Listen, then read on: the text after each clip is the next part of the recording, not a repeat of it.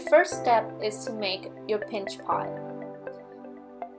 Start off with a ball of clay. If needed, go ahead and wedge your clay before making your pinch pot.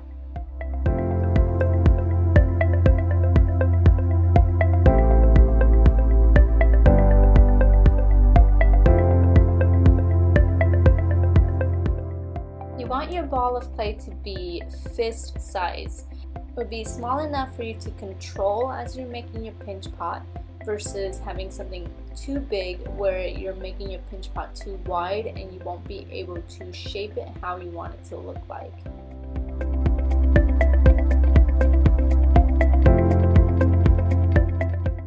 Start off by placing your ball of clay on the palm of your hand, and I'm going to pinch with my thumb. Try to push it down until it's about a 1/4 inch, and you are going to use your dominant hand to pinch and rotate. Now I'm right-handed, so I'm cupping with my left hand. Pinch and rotate. Pinch and rotate. You want to pinch and rotate. Pinch and rotate. Now if you can see, what you don't want is to pinch the lip of your pinch pot right away. If you pinch it way too thin, it is harder to get it back to its shape. So pinch from the bottom first and then work your way up. Pinch and rotate. Pinch and rotate. When you get to the lip of your pinch pot, you are going to pinch it slightly and lightly all around. Again, you don't want to squish it too thin.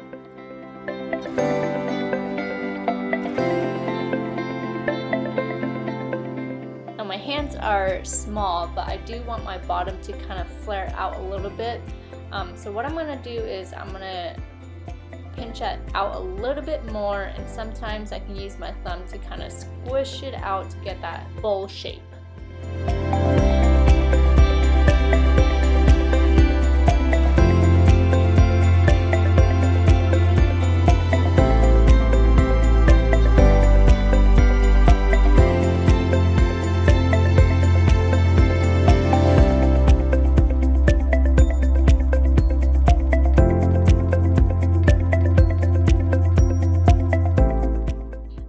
Also expand it out a little bit more if I use my left hand and cup the outside wall of my pinch pot as I push out.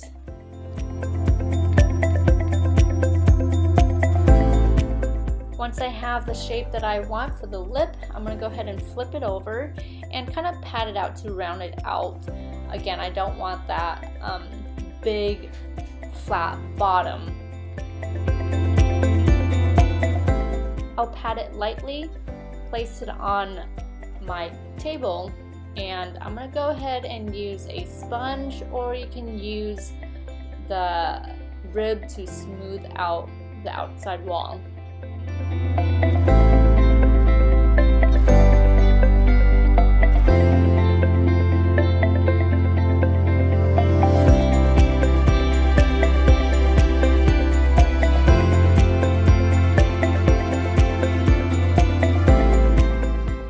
Your pinch pot over, and you're going to do the same thing using the sponge. You're going to clean the inside again, smooth everything out before you start adding other features on there. Notice how I'm using my non-dominant hand to cup the outside so I don't lose that shape. That's what I encourage you to do as well. Don't push it out too much. Using that hand, you should be able to kind of get a nice grip and smooth, keeping that shape that you're looking for. Be careful if your clay is a little flimsy. It might need a little time to stiffen up before you can add more water or to smooth it out. Because my clay is a little wet, I'm going to go ahead and bag up my pinch pot, and I'll continue to work on this tomorrow when the clay stiffens up a little bit.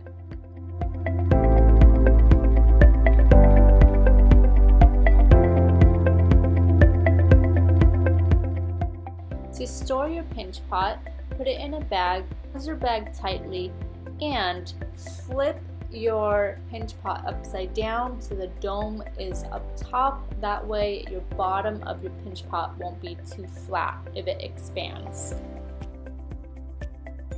Step 2, you are going to make features for your creative pinch pot. I like to do my research and look up as many pictures as possible before I get started. Because my clay has stiffened up overnight, I'm going to go ahead and smooth everything out again. You don't want your pinch pot to be flimsy. As you are adding more clay to your project, it will lose its shape. Looking at my sketches and other references online, I'm going to go ahead and make the head of Totoro.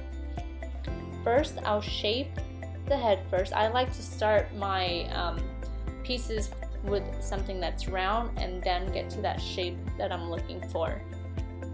Now your project's going to be a little different because of the character that you chose, but it's always nice to kind of know what you're doing, and I like to start off with the head. Again, I'm not attaching it, I'm just doing my measurement based on the picture that I drew and the references that I looked up online. Once I have that basic head shape, I'm going to go ahead and make his ears. Now his ears are pointy, so I shaped it into a cone shape.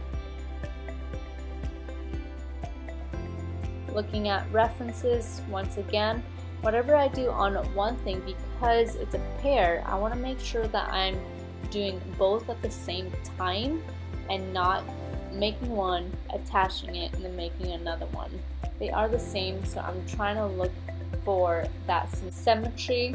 The right side will be the same as the left side.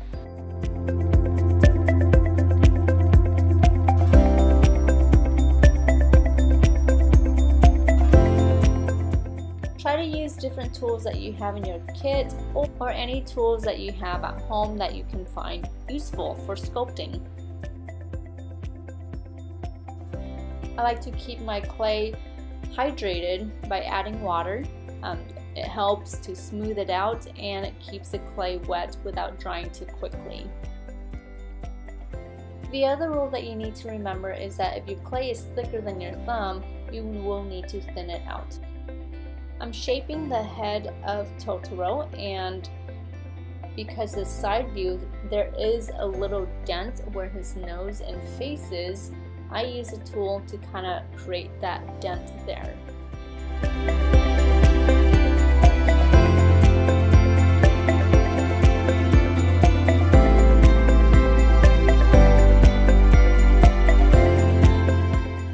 After shaping the top part, I'm going to go ahead and make his feet. Once again, I started with a round shape, and then because it looks more of a cube, I'm going to go ahead and kind of pound the four sides to get that cube shape. Cut it down if you need to. Again, I always do a measurement and see it before I attach anything. The other thing that you want to remember is that it's good to start with basic shapes and then go into the details. Don't start making all the details, because then if it's not proportionate, then you will have to start over. So again, it's good to just make the basic shapes, plan it out, and then attach it, and then add the details.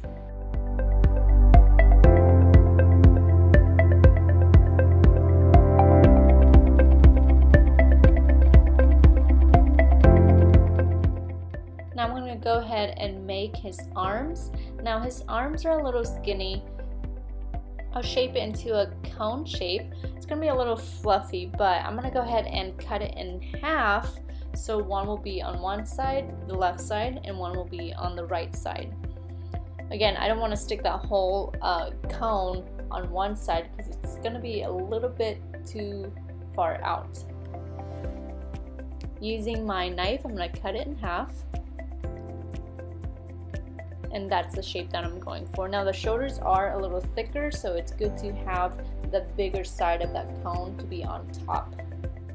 Here I'm adjusting, reshaping the feet. Again, you want to start off with the basic shape and then coming in to add details.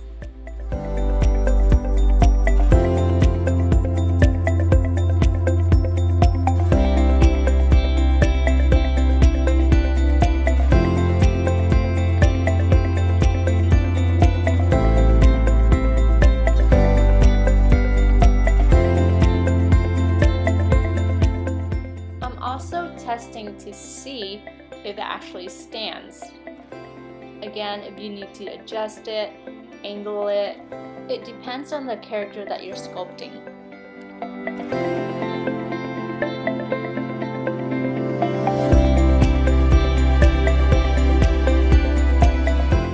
Step 3. When you're done making all the features, attach them together. First thing that I'm going to attach is Totoro's ears. You want to score and slip on both sides. And then I'm going to use my popsicle sticks. You can use other smaller sculpting tools to smooth it out. Again, you want to score, slip, and smooth.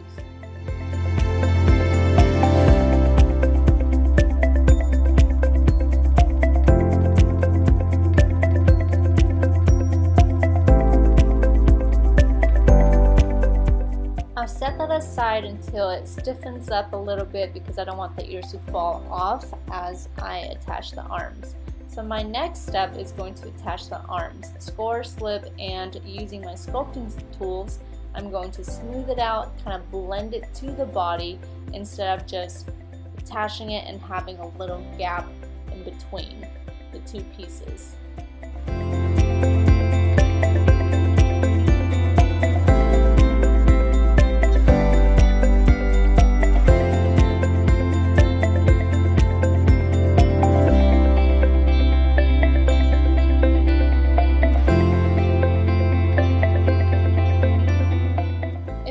Stiffened up a little bit, I'm going to go ahead and attach the head to the body.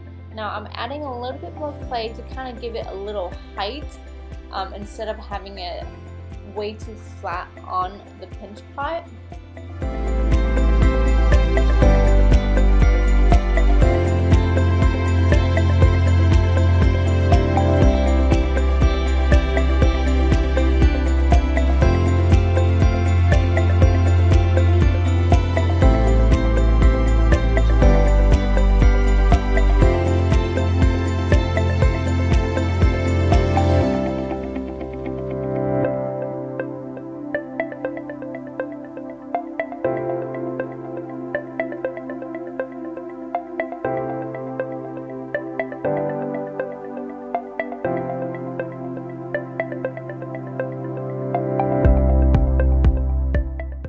Ready to add Totoro's head on. Again, score, slip, and smooth.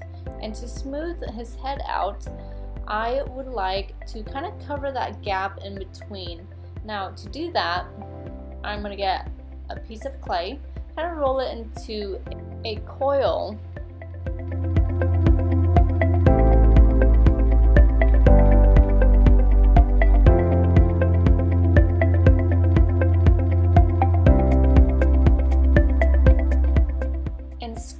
And slip that on around the neck. So again, there's that smooth transition from the head to the body.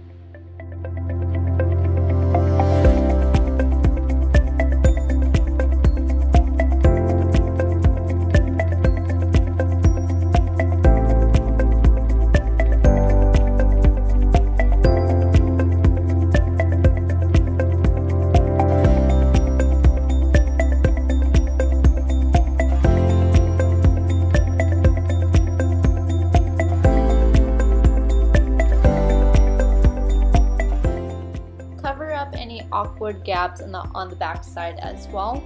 Once again, remember to score, slip, and smooth.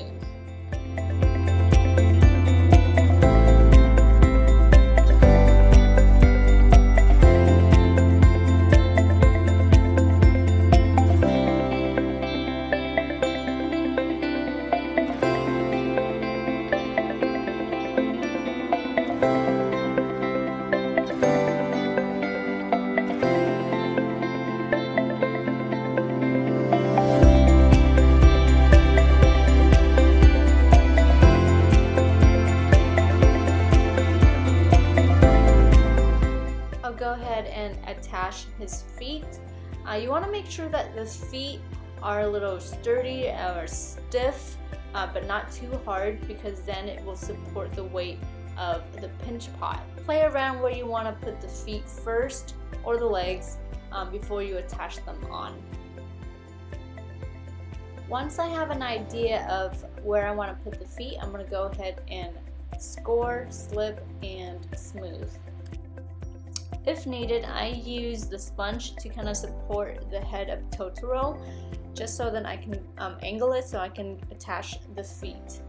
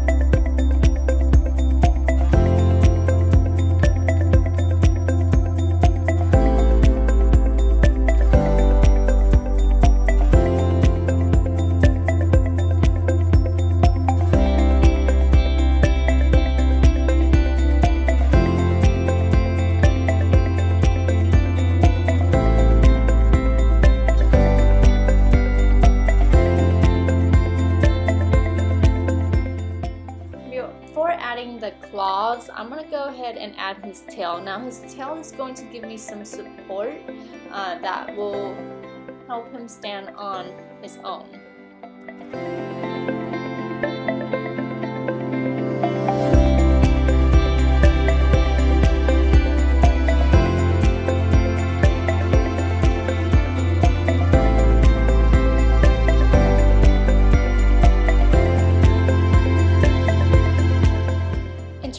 His tail, I don't want a full circle.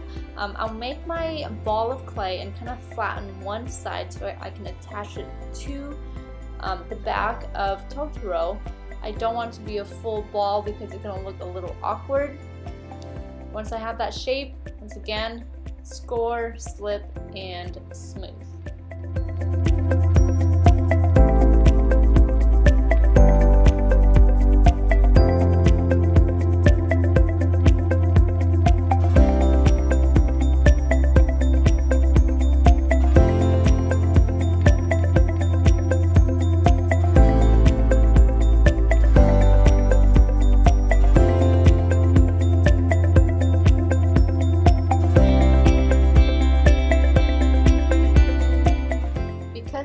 My tail. Now I'm going to go ahead and add the claws. I did place a sponge underneath it to kind of level it up a little bit so the tail doesn't get ruined when I'm adding the claws on.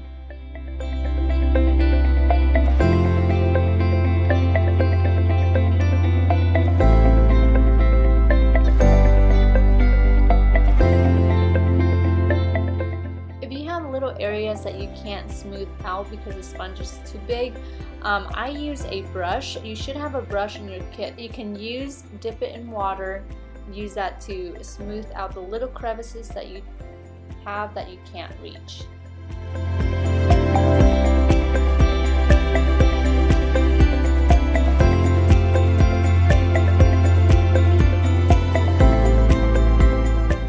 The last step that I needed to do was adding eyes and his whiskers. There you go. Once everything stiffens up, I'm going to go ahead and let it stand, and it's going to dry this way.